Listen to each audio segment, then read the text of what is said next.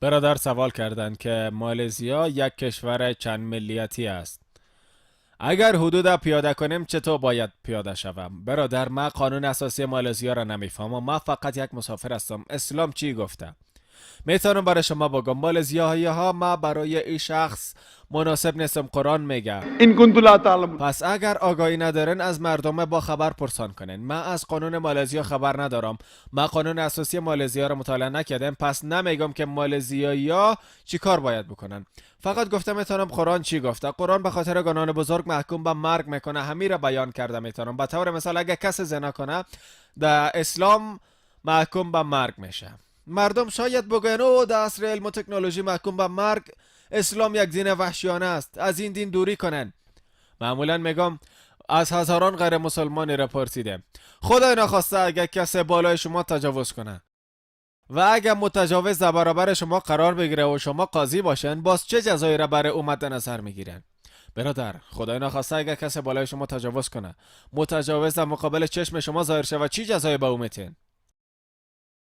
برادر، محکوم به مرگ میکنن. محکوم به مرگ میکنن. درست است. پس از غیر مسلمان ها وقتی که میپرسم 100% اونا حین جواب میتن.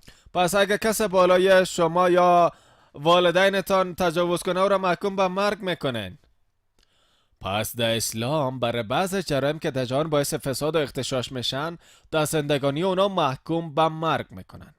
یک سوال میکنم، پیش از این محکوم کردن به مرگ یک شیوه به نام حجاب وجود داره. ای که زن با طرز مناسب با لباس خود را بپوشانه و مردها باید چشمای خودش را پایین بیندازن. سوره نور چپتر 24 آیه شماره 30 الی 31. پس در اسلام زنها باید با حجاب دامنشان را پاک نگه دارند و مردها چشمای خود را پایین بیندازند. با وجود آن اگر مرتکب تجاوز شدن محکوم به مرگ خواهند شد.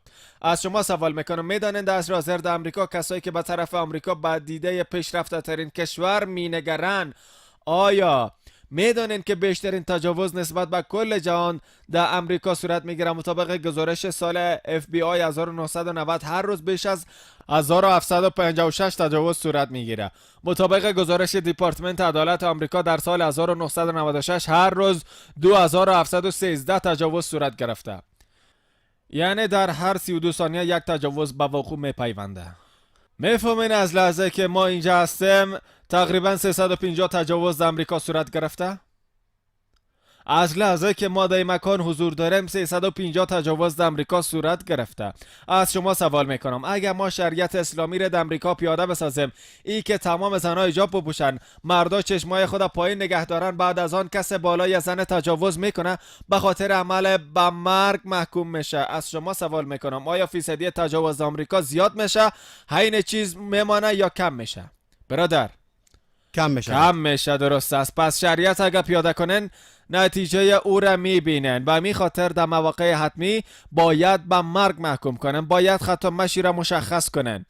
اگر در تمام کشورهای جهان پیاده شود باور کنن جرایم کاهش پیدا میکنه. به می خاطر میگم اسلام بهترین راه زندگی.